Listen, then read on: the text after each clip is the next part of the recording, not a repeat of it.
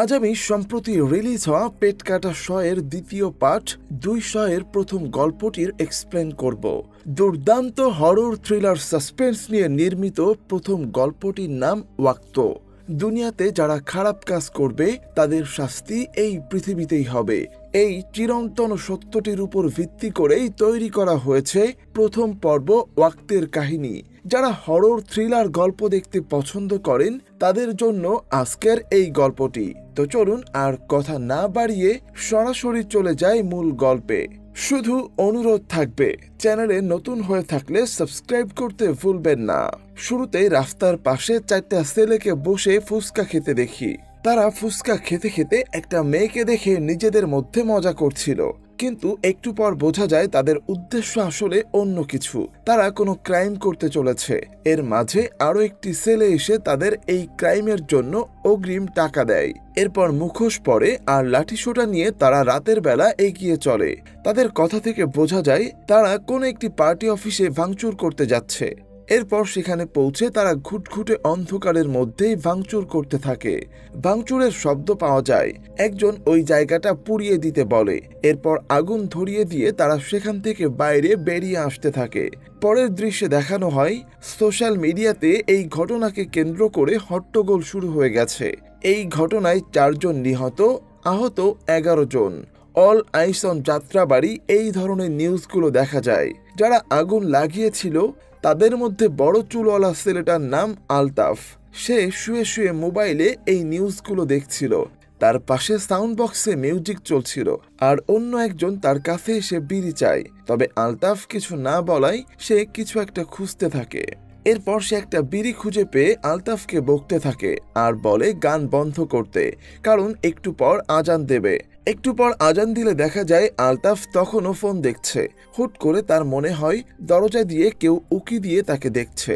তখন সে তার অন্য বন্ধু রাজকে ডেকে বলে, লাইটার পেয়েছিস নাকি? এরপর আর বেশি কিছু না ভেবে সে ফোনে আবার ব্যস্ত হয়ে পড়ে।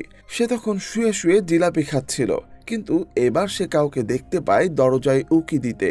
সে উঠে বসে এবং আবার রাজুকে বলে ফাজলামি না করতে। তারপর একটা হাত দরজায় দেখা যায়, সাথে একটা মেয়েকেও দেখা যায়। এবার আলতাফের হার্টবিট বেড়ে যায়। ধীরে ধীরে একটি মহিলা সামনের দিকে হামাগুড়ি দেওয়ার মতো করে এগিয়ে আসছিল। আলতাফ তখনও বিস্ফোরিত চোখে তাকিয়ে আছে তার দিকে। এরপর কোনো মতে বলে, তুমি? কিন্তু মেয়েটা কোনো উত্তর দেয় না। আলতাফ বলে, তুমি আসছো, কেউ দেখে নাই তো? আমাকে ফলো করতেছো তুমি? আমি কিন্তু তোমাকে ফলো করি। কি করো, কোথায় থাকো সব জানি। মেয়েটা তখনও নিশ্চুপ। আলতাফ এবার ধীরে ধীরে তার দিকে এগোতে থাকে। মেয়েটা নিষ্পলক ভাবে তাকিয়ে আছে। এরপর সব অন্ধকার হয়ে যায়। রাজু অন্য রুমে গিয়ে জোরে জোরে নক করছে। দরজা খুলে তাদের 2 বন্ধু বেরিয়ে আসে। রাজু বলে, আলতাফ। এটুকু বলে আর কোনো কথা বলতে পারে না। অন্য 2 জন বলে, কি হয়েছে? উত্তর না দিয়ে আলতাফের রুমের দিকে এগিয়ে যায়। পিছে পিছে বাকি 2 জনও লম্বা বারান্দা দিয়ে 2 পা এগোতেই একজন বলে, পোড়া গন্ধ কিসের? রাজু বলে, আলতাফের। প্রশ্ন করা ছেলেটি অবাক হয়।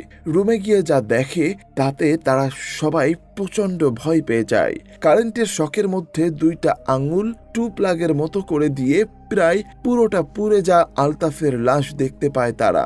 দৃশ্য পরিবর্তন হলে দেখা যায় সেখানে পুলিশ এসেছে। পুলিশ জিজ্ঞাসাবাদ করলে জানা যায় ঘটনাটা ভোরের আজানের সময়, অর্থাৎ ফজরের টাইমে। রাজু জানায় সে বারান্দায় সিগারেট খাচ্ছিল। পোড়া গন্ধ পেয়ে রুমে ঢুকেই সে দেখে এই ঘটনা। দৃশ্য ঘোরালে দেখা যায় তাদের একজন বারান্দায় বসে আছে। তাদের অন্য আরেক বন্ধু কায়সার এসে বলে, আলতাফের টাকার ভাগ রাজু নিয়ে ভাগছে। এরপর রাজু সেখানে আসলে কায়সার রাজুকে বলে টাকাটা সে নিয়েছে কিনা। এরপর সেখানে আবার এক পুলিশ এসে জিজ্ঞাসা করে তারা 5 জন কাল একসাথে ছিল কিনা। তারা বলে হ্যাঁ। তাদের কথা শুনে বোঝা যায় তাদের আরো এক ফ্রেন্ডের নাম জাহাঙ্গীর, যে এই ম্যাচে থাকে না, বাইরে থাকে। জাহাঙ্গীরকে ফোন দিয়ে তাকে আলতাফের মৃত্যুর খবর জানায়। জাহাঙ্গীরের মা টেবিলে তখন খাবার রেডি করছিল। জাহাঙ্গীর বলে তার এক বন্ধু আত্মহত্যা করে মরেছে। জাহাঙ্গীরের মা বলে ওইগুলা ভালো পোলা না, এ সময় রুমে টিভিতে নিউজ হচ্ছিল। দেখা যায় গতকালের ফজরের সময় অগ্নিকাণ্ডের ঘটনায় সে সময় পার্শ্ববর্তী মসজিদের মুয়াজ্জিন নিহত হয়েছে। তাই তার ছেলে তার বাবার হত্যাকাণ্ডের জন্য আল্লাহর কাছে বিচার চায়। জাহাঙ্গীরকে দেখে খুব বিমর্ষ মনে হচ্ছিল। সে বলে, আমি পাপ করেছি আম্মা, এজন্যই কি আলতাফ সুইসাইড করলো? তার মা বলে, তোর একটা ঘটনা বলি। তারপর তার মা একটা ঘটনা বলে আর বলে, এই জগতে পাপের বিচার হয় না, হয় কবরে। কিন্তু কিছু কিছু পাপ এত বেশি জঘন্য হয় যে কবরও নিতে পারে না। এর পরের দৃশ্যে তাদের 3 বন্ধুকে একসাথে দেখা যায় ছাদের উপরে বসে আছে। তারা জাহাঙ্গীরকে ফোন দিচ্ছিল। জাহাঙ্গীর ফোন ধরে বলে, মায়ের সঙ্গে ভাত খায়, পরে কথা হবে। এ সময় আজান পড়ে। তারপর দেখা যায় জাহাঙ্গীরের পাশে তার মা না, একজন মৃত মহিলা বসে আছে। কিন্তু জাহাঙ্গীর প্রথমে তাকে খেয়াল করে না। সে খেতে খেতে হঠাৎ তার মুখ দিয়ে গলগল করে রক্ত পড়তে শুরু করে। এরপর সেই ভয়ঙ্কর মহিলা তাকে জোর করে মুখের মধ্যে খাবার ঢুকিয়ে দিতে থাকে।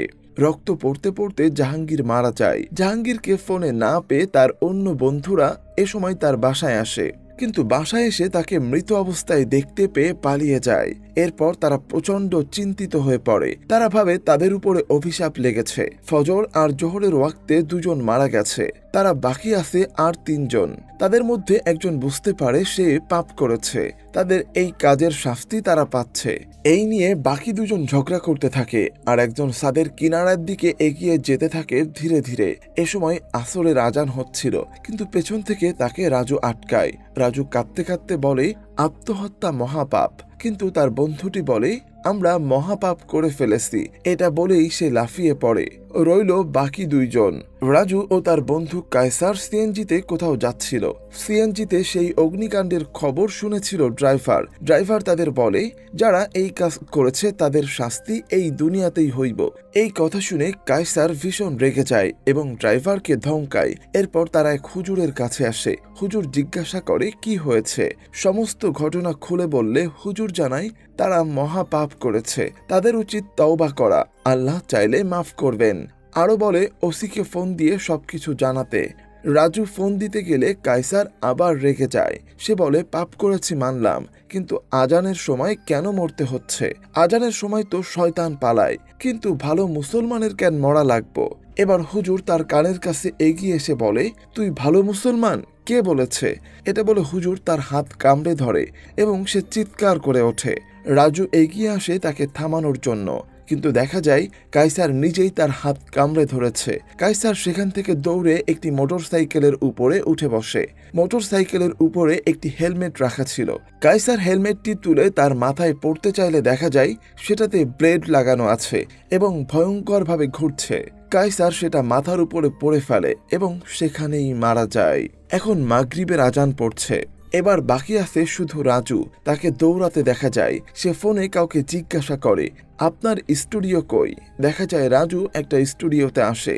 সেখানে স্টুডিওর মালিক সঞ্জয়কে বলে তার একটা স্টুডিওতে রুম লাগবে। সঞ্জয় প্রথমে রাজি হয় না, কিন্তু রাজু একটি টাকার বান্ডিল ধরিয়ে দিয়ে তাকে রাজি করায়। স্টুডিওতে একটি রুম সঞ্জয় রাজুকে দেয়। রাজু জিজ্ঞাসা করে, এখানে তো আজান শোনা যাবে না, তাই না? লোকটি বলে, বোম ফাটালেও শোনা যাবে না। রাজু কিছুটা নিশ্চিত হয়ে এদিক ওদিক দেখতে থাকলে পেছন থেকে একটি বাচ্চা ছেলে বলে, আঙ্কেল চা খাবেন? রাজু ধমক দিয়ে বলে, এই তুমি কে? আর সঞ্জয়ের দিকে তাকিয়ে বলে, ও কি আসল?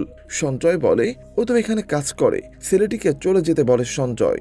রাজু বলে, কোথাও যাওয়া লাগবে না, এখনই আজান দেবে। রাজু এ সময় খুব ঘামছিল এবং অস্বাভাবিক মনে হচ্ছিল তাকে। এরপর রাজু হাসতে থাকে, এটা ভেবে যে আজানের শব্দ শোনা যাচ্ছে না। ছোট ছেলেটা হুট করে অসুস্থ হয়ে যায়। বাচ্চাটির অবস্থা দেখে সঞ্জয় রাজুকে বলে, ওকে বাইরে নিতে হবে। রাজু নিষেধ করে। বাচ্চাটিকে দেখে মনে হচ্ছিল তার খুব সাফোকেশন হচ্ছে। বাচ্চাটি হঠাৎ নিথর হয়ে পড়ে। মনে হচ্ছিল সে মারা গিয়েছে, কিন্তু হুট করেই ছেলেটি আজান দিতে শুরু করে। রাজু ধীরে ধীরে পিছু হটতে থাকে এবং দেয়ালের সাথে পিঠ ঠেকে যায়। আর দেয়াল থেকে হঠাৎ করে 2টা হাত তার গলা চেপে ধরে। সেই হাত স্টুডিওর দেয়াল ফাঁকা করে ফেলে। দেখা যায় মুখোশ পরিহিত তার অন্য মৃত বন্ধুদের। তারা তখন রাজুকে মারতে থাকে, প্রচন্ড ভাবে মারতে থাকে। এদিকে স্টুডিওর বাইরে দেখা যায় স্টুডিওর ভেতরে আসলে কেউ নেই। বাইরে থেকে সঞ্জয় বারবার স্টুডিওর দরজা খুলতে বললেও রাজু দরজা খুলতে পারে না। আর ওয়াক্ত এপিসোডটির কাহিনী এখানেই শেষ হয়। তো প্রথম গল্পটি কেমন লাগলো সেটি অবশ্যই কমেন্ট করে জানাবেন। আর 200 পরবর্তী গল্পগুলোর এক্সপ্লেনেশন পেতে চ্যানেলটিকে অবশ্যই সাবস্ক্রাইব করে রাখবেন। ধন্যবাদ।